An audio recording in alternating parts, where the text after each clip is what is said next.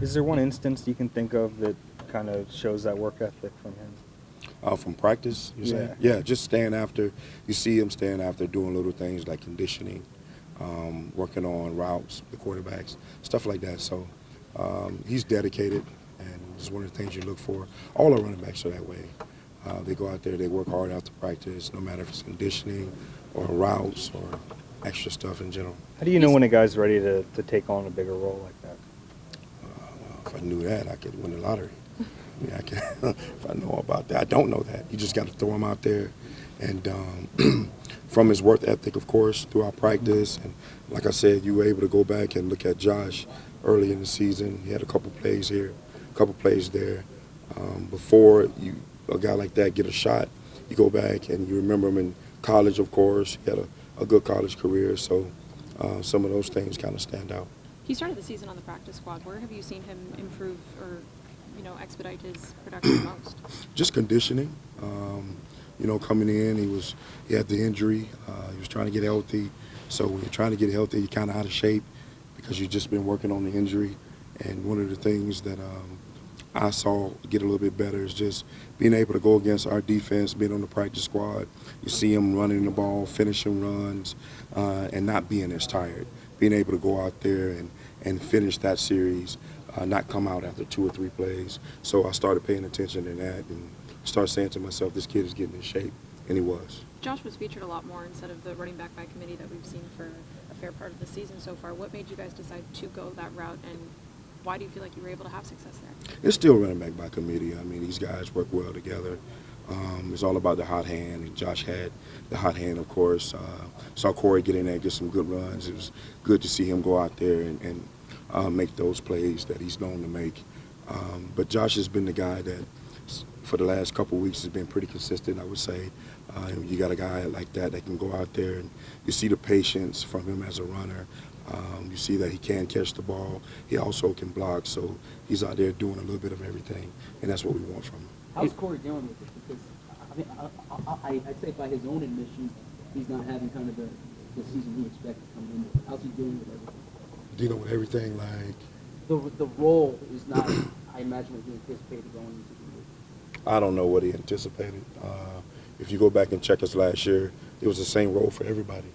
So we did this. This is not anything new as far as from the running backs. We did running back by committee.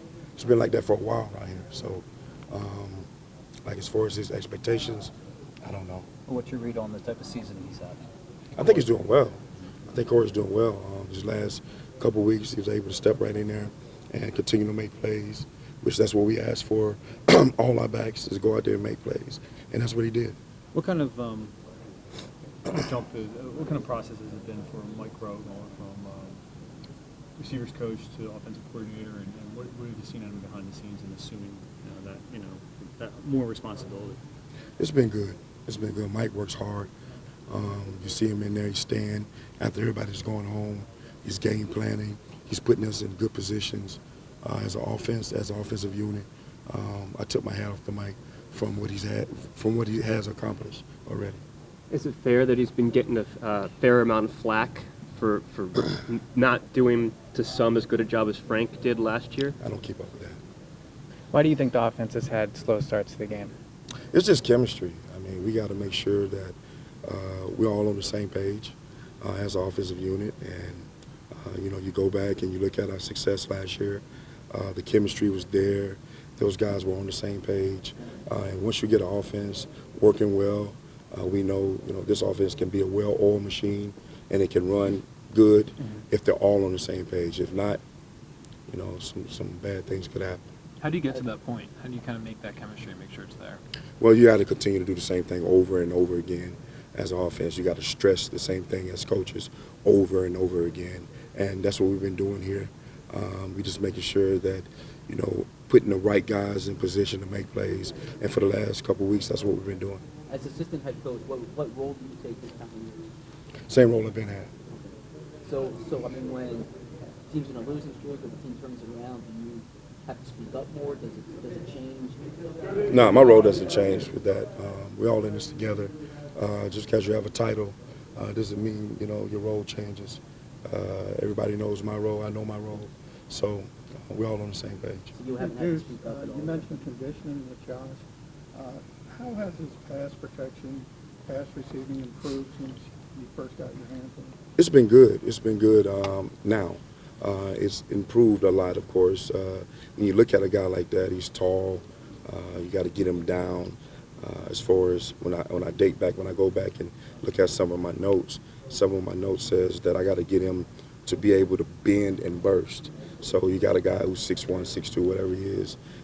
You don't think he can get down and burst as a runner. Well, that was easy to see the first couple of times he went against our defense. So on my notes also I had, all right, now I got to make sure he's moving his feet, not crossing over in pass pro. Well, the first time he went out there, he stoned a linebacker. So he was able to do that. So some of those things that I went back and checked my notes on Josh, he was doing. So only thing I did was just continue just to tighten it up a little bit, make sure I get his eyes in the right place, and just let him go from there. How does the rotation work during the games? I know you guys have players assigned to kind of plays, but then it obviously changes as the game goes. Who's manipulating that during the game? Is it you and Doug combined? Yeah, we all are. We all are. And it depends on what we're calling at the time. Mostly me, because I try to put the right guy in the right situation. Mm-hmm. But it depends on if we're going fast, if we're huddling up. So there's a lot of different things that factor in. Are those factors kind of like analytic driven, or are they like this guy works better in this situation, or is it kind of a feel? It's a little bit of both. Okay. Yep, it's all that. We saw Corey really improve blocking last year down the stretch, and it seems like these last several games he really kind of picked up a number of blitzes. What has he done year 2 in terms of third down protection? I think he built off year 1. One of the things with Corey that we had to get straight, just coming from Wisconsin, and a lot of people know as far as how they did things, run the ball, play actions, nakeds, wasn't really a scan protection type team. So coming in here, learning that was the first thing you had to do, and understand how we did it as an offensive unit. He's improved there. Also now just being able to go out there and understand if the call that is made is not right, he's able to fix it. So I got a lot of trust in Corey out there on third down. I got trust in Corey, period, for him to go out there and make it right. And you saw these last couple of weeks how he's been stoning the guy in the A-gap, or even outside of that, he's been playing well when it comes to just picking up the blitz. In each of your victories this year, there's been a healthy balance of run-pass. What's the likelihood that that formula continues going forward in the remaining 5 games of the season? That's all a feel, and that's a feel that basically you talk to the play caller about. And as a play caller, you got to get into a feel of what's working, and I think Doug has done an awesome job doing that. I think he put us in great positions to go out there and be successful. And those guys love the plays that are being called, and they're going out there and they're trying to execute. Now, are they working all the time? No, they're not. Sometimes that's the luck of the draw. But as far as just getting that feel as a play caller, he gets into it. Been around him for a while, know him, played with him, so I kind of know when he gets into his groove. What's your philosophy when the run game isn't working, but it's still a close game? What's your philosophy? Do you believe you got to stick with it, or try something new, even though it's a close game? A lot of things factor in. You got to talk to me about timeouts. You got to talk to me about how much time is on the clock. You got to talk to me about who has the ball. So you just can't start there. You got to factor those other things in, and how much are we behind. So it's a couple of different things you got to think about. In these past 2 years, you've found key contributors on the undrafted basis. As you're looking at the backs in the draft, what are you finding that is allowing you to be successful, finding those guys that other guys are missing? Yeah, well, some things we all know are injuries. A lot of these guys get passed over. And then you always got to think about, when it comes to these guys being injured, what type of injury is it? How will it affect that running back? So can they come back and be successful? Can they come back and be the player they once was? So those are some of the questions you got to ask yourself.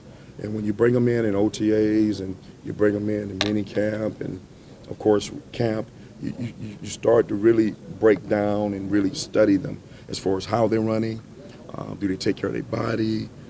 So it's a little bit more that's added to that also. What's Sproul's been like behind the scenes? Is he in meetings, helping you guys out? Yeah, he's been awesome, man. He's one of those guys right now that's he's so excited about having the opportunity to get back out there and play again. And I got a lot of respect for that guy. He always brings the same attitude to work every day. He's teaching, he's coaching, he shares everything that he has as far as what he knows about the game. I just love that dude.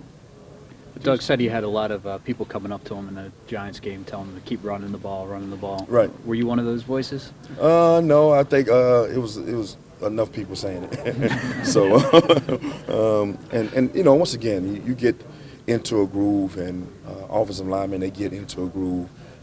It's one thing about imposing your will on someone and being able to see that team or that individual kind of don't want it anymore.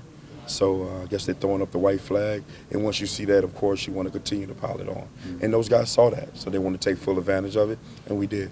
Getting back to the undrafted question, since you've been here scouting running backs, you haven't taken one in the first 3 rounds. As you're looking in the draft, are you trying to find guys who are undrafted later rounds who can become like Corey, like Josh?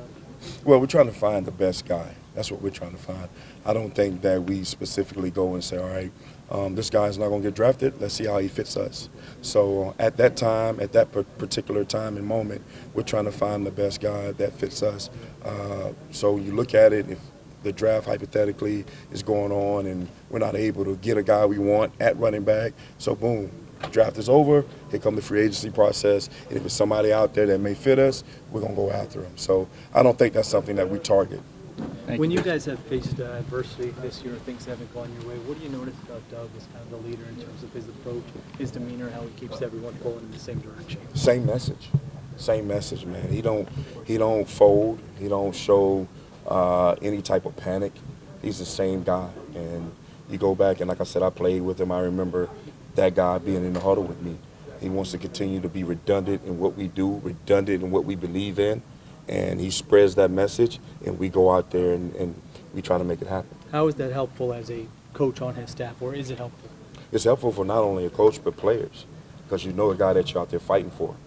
You know the guy going to come in, he's going to say the same thing, he's going to believe the same thing. So as players, you're going to go out there and continue to try to get better to make it happen for him.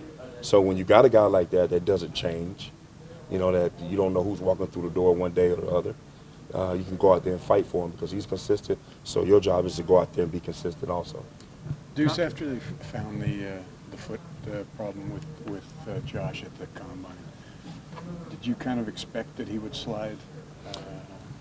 That's a good question. I don't really, when I think back to that time, and if I'm not mistaken, you correct me, I think they found the foot after he ran. Was it like? I believe so. And I think he went out there and ran well. Yeah. And then he had the foot. So right then and there, I thought that, you know, he would skyrocket a little bit because he ran so well, a big back, had good hands. I mean, you watch the film, we all have. He was pretty special. I didn't think that he would fall to where he wasn't drafted.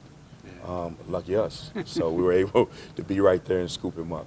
Josh said that part of his development is, now football is kind of his full-time thing where, it's not college anymore, there's class, he has time to watch more film. Is that something that when you watch rookies come in, do you kind of watch how they spend that extra time and, how they kind of allocate that? Yeah, that's the transition for those guys coming out of college. Coming out of college when you pretty much have been told what to do for so many hours. So you come, you have practice, and practice, you have study hall, from study hall you have snack, from snack you have curfew. So when you come here, your first year as a rookie, and you're here at 8, and then at 5 o'clock your day is pretty much over, they got a lot of time. They're looking around like, whoa, I'm not used to this. So we talk about those things in my room. We talk about having a plan, and we talk about being a professional and understand that, your body, you need to take care of your body from massages, nutrition, sleep, hydration, all that stuff factors in. And then you start to understand you have a routine and you have a plan. So I think Josh now is really understanding the plan part of it. Having a plan, being able to say, okay, this is what I'm doing Monday, this is what I'm doing Tuesday, and so on. So I think that's really helped him. Hey, speaking of, you just got Donnell back. Do you Sorry? think Donnell Pumphrey back? Oh, yeah. Do you think he learned anything when he left and came back? Yeah, I did. And you see it on the field. One of the conversations that I had a chance to have with Pump, just let them know, hey, man, there's some grown men on this level. You got to understand, how to pick your battles. And once he didn't really understand that at first, so he thought maybe he could try to run over everybody, and that didn't work. So he came back and he learned from film, which was awesome.